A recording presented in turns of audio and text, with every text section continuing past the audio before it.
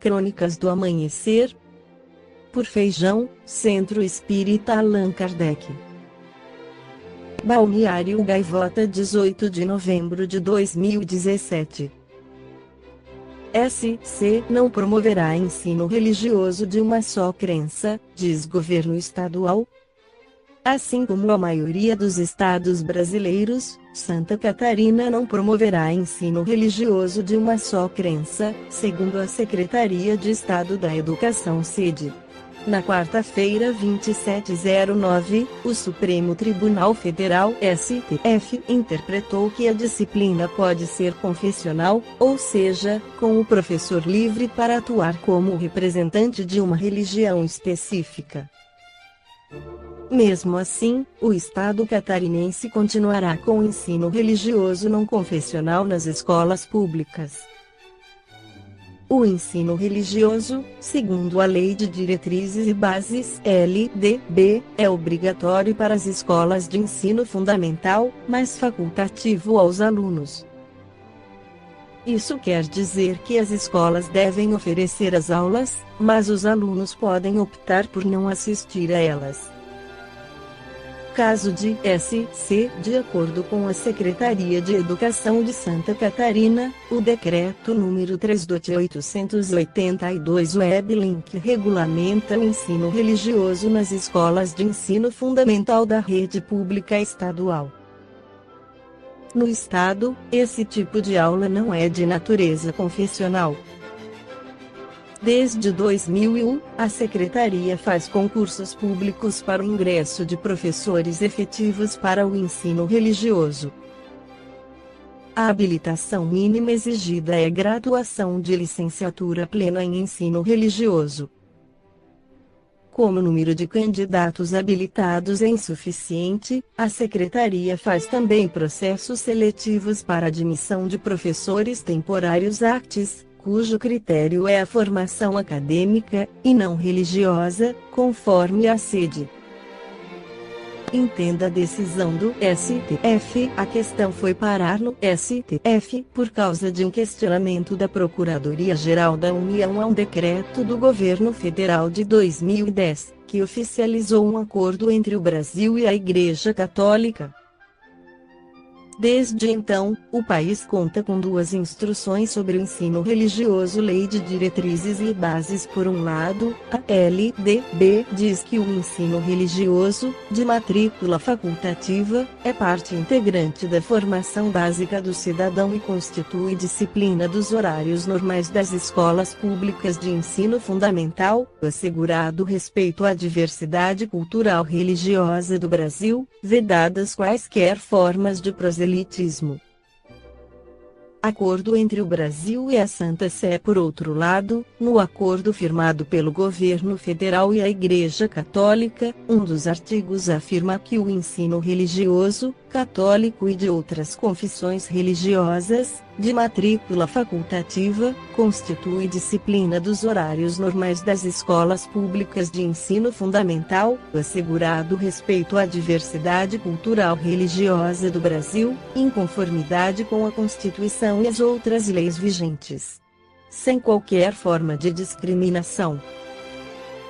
O julgamento do STF terminou decidindo, por 6 votos a 5, deixar tudo como está, ou seja, a decisão ainda permite que as redes de ensino possam decidir se as aulas serão confessionais ou não. Deolindo Amorim, em seu livro Ponderações Doutrinárias, traz um artigo denominado Concepção Espírita de Educação, que foi originalmente publicado no Correio Espírita Limoeiro P. março-abril de 1988, onde ele diz que naquela época, em que tanto se falou em metas, que era e é a palavra da moda, e temos meta política, meta administrativa e assim por diante, não será despropósito dizer que a educação é a grande meta do Espiritismo. Mas é preciso ver, desde logo, que a doutrina espírita tem um conceito de educação muito mais extenso e profundo, na realidade, do que o conceito corrente. Como ponto de partida, devemos distinguir instrução e educação, o que, aliás, muita gente sabe distinguir muito bem. Instrução é informativa, é instrumento indispensável ao processo educativo, mas a instrução por si só não educa, não transforma o homem. Em muitos casos, como se sabe, a instrução é apenas acumuladora, servindo tão somente para fornecer elementos capazes de enriquecer a vida intelectual, mas não desce ao cerne da personalidade, não penetra no eu profundo. A instrução bem conduzida, evidentemente, abre perspectivas e caminhos ao espírito, mas é indispensável aproveitar todos os recursos e dinamizá-los no homem. Aí, pois, já não é apenas a instrução, mas a educação, é a educação, consequentemente, que dirige a instrução para fins úteis e elevados. Feita essa distinção, que é trivial, devemos considerar a desigualdade que existe também entre os próprios conceitos de educação. Dentro de certos padrões antigos, o que se chamava educação era simplesmente boas maneiras, etiqueta social e nada mais. A educação era paramento formal ou exterior, não tinha profundidade, portanto. Ser educado era apenas comportar-se de acordo com o figurino e as regrinhas de salão. Tudo isso passou, não há dúvida. Quase ninguém, hoje em dia, pensa em educação em termos de convenções e normas de sociabilidade. Mas é verdade que apesar disso o conceito de educação ainda não é pacífico.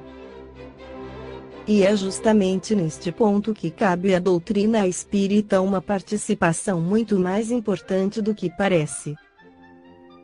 Há uma tendência, que se robusteceu muito com a Guerra Mundial, para fazer da educação um meio e não um fim.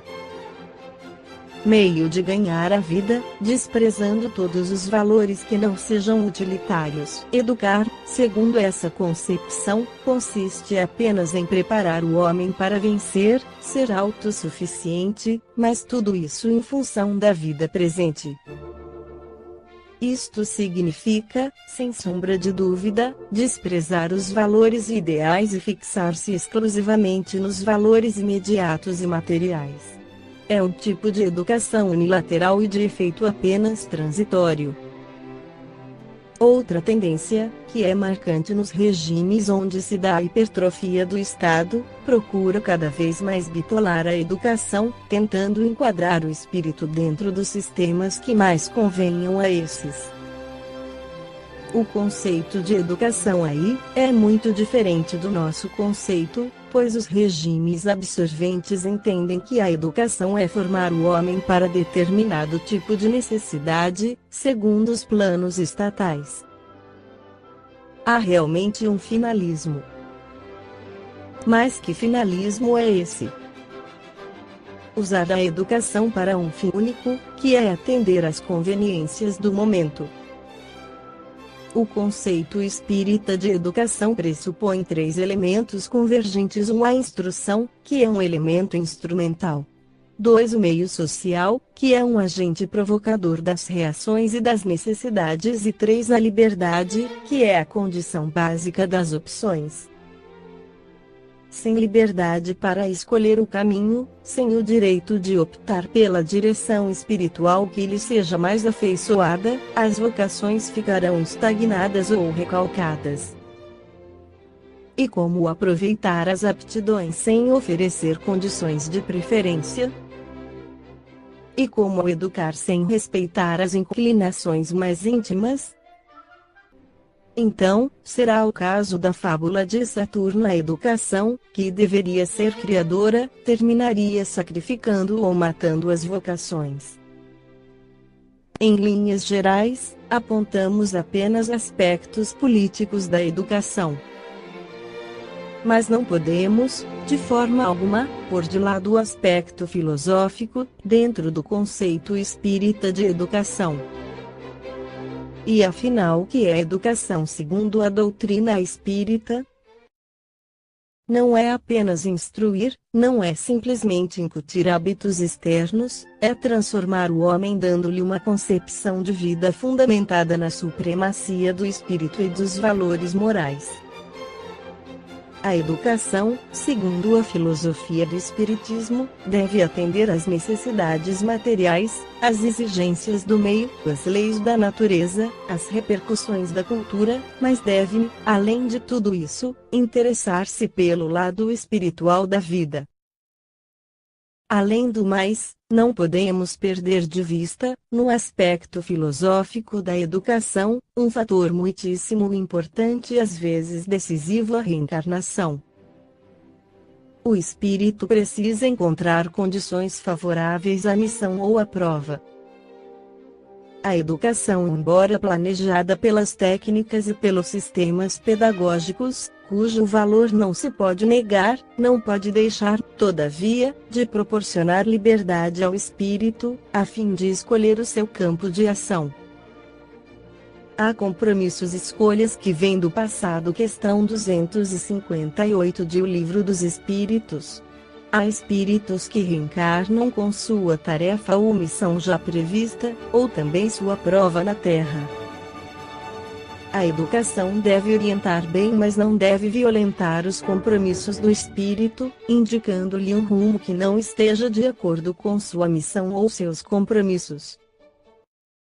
Segundo a doutrina espírita, a educação é finalista, porque visa um fim.